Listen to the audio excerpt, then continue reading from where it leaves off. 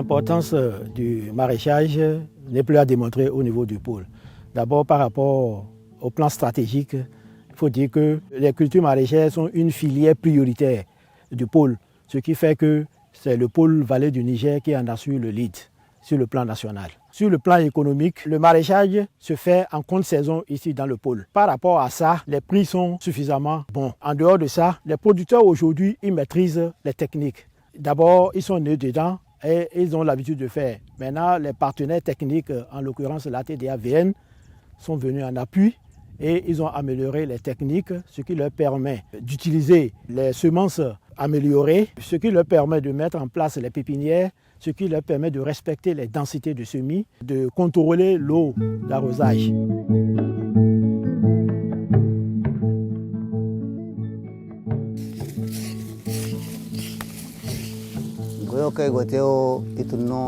On est né, on a trouvé nos parents en train de faire le maraîchage. Ils nous ont inscrits à l'école. Bon, moi, je ne suis pas allé loin dans l'école, mais je suis sorti et je les ai suivis au champ. On produit chaque année et j'ai constaté que vraiment, ils trouvent beaucoup d'argent dedans parce qu'ils trouvent d'argent pour construire, ils trouvent d'argent pour acheter les motos. Donc, vraiment, ça m'a intéressé et moi-même, depuis que j'ai grandi, je me suis mis dedans et j'ai constaté que vraiment, ça me procure beaucoup de revenus. J'ai fait ça pendant un certain nombre d'années. J'ai trouvé l'argent et même on m'a acheté un camion. J'ai inscrit tous mes enfants à l'école. Je leur fais tout. J'assure la santé, l'habillement, le logement. Donc je les nourris correctement. Et vraiment, je m'épanouis dedans. J'ai acheté un premier camion, après un deuxième camion. Maintenant, je suis un gros transporteur à Malanville. Et malgré ce transport-là, je n'ai pas laissé le maraîchage parce que c'est ça qui m'a donné les ressources pour acheter les camions. Et jusqu'à présent, je suis dedans et vraiment, je gagne beaucoup dedans.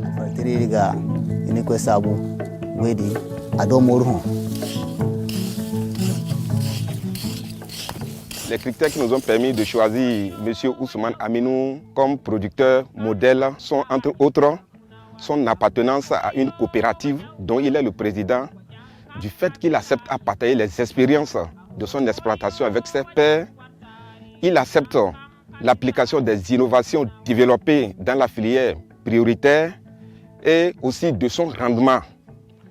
Il obtient un rendement de 20 tonnes d'oignons par hectare et de 5 tonnes de piment par hectare.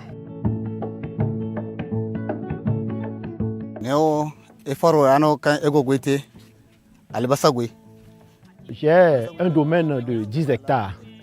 Et là où nous nous trouvons ici, j'ai 4 hectares où je produis l'oignon. Sur les 4 hectares, j'obtiens une production de 80 tonnes, soit 20 tonnes à l'hectare. J'utilise 5 manœuvres et 13 de mes enfants, soit au total 18 personnes pour la main-d'œuvre.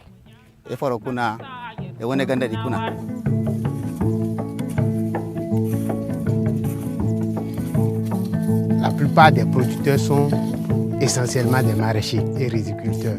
Et dans ce pôle, nous dénombrons environ 7000 maraîchers qui s'investissent dans la production des spéculations telles que tomates, piments, oignons, gombo, pommes de terre et les autres légumes feuilles. Au niveau de chaque spéculation, en l'occurrence la tomate par exemple, nous avons une production d'au moins 50 000 tonnes par an et piment plus de 55 000 tonnes et l'oignon dans les deux communes nous avoisinons 150 000 tonnes par an. Quand on parle de la production maraîchère au Bénin, tout le monde reconnaît que c'est les deux communes là, à savoir Malanville et Karimama, parce que c'est de là que sortent les fortes productions, les productions qui viennent à des périodes où on sent de pénurie au plan national. La richesse, c'est que les prix varient suivant les périodes. En période d'abondance, le prix d'un sac de 110 kg d'oignons est de 14 000. Et en période de pénurie, cela va au-delà de 50 000. Maintenant, pour piment, les sacs de 60 kg coûtent environ 11 à 12 000 et en période de rareté, le prix va au-delà de 28 000.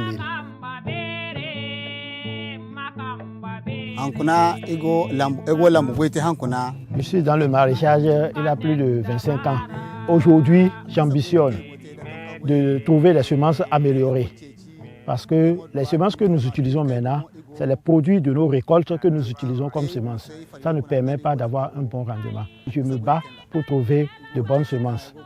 En dehors de ça, et c'est vrai, nous utilisons de la fumée organique, mais ce n'est pas en grande quantité, ça ne suffit pas. Donc on complète avec l'engrais chimique. L'engrais que nous utilisons aujourd'hui, c'est l'engrais du coton, l'engrais du maïs. Donc ça ne permet pas également d'avoir de bons rendements. Je suis en train de me battre pour trouver l'engrais spécifique pour le maraîchage que je vais utiliser pour avoir de bons rendements. Aujourd'hui, je conserve mon oignon jusqu'au mois d'août, mais je veux aller au-delà. Parce qu'aujourd'hui, on voit les Nigériens amener l'oignon. Donc, ils conservent longtemps. Et plus tu conserves, plus ça devient cher. Et tu vends, tu as un bon revenu. J'ambitionne de conserver plus longtemps mon oignon.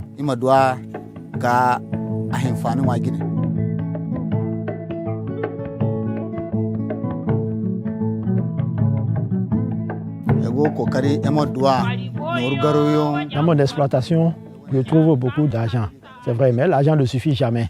Donc j'ambitionne d'accéder à un crédit consistant pour pouvoir couvrir tous les 10 hectares dont je dispose. Bon, en dehors de ça, de nos jours également, la terre, qui est notre premier facteur de production, draine beaucoup de problèmes.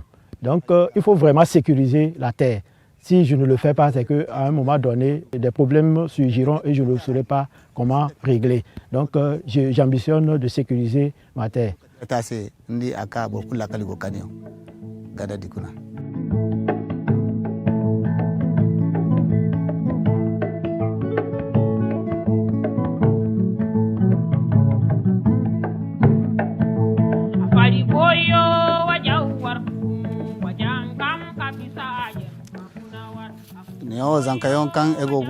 Dans mon exploitation, je travaille avec 13 de mes enfants, que je suis en train de former, bien sûr.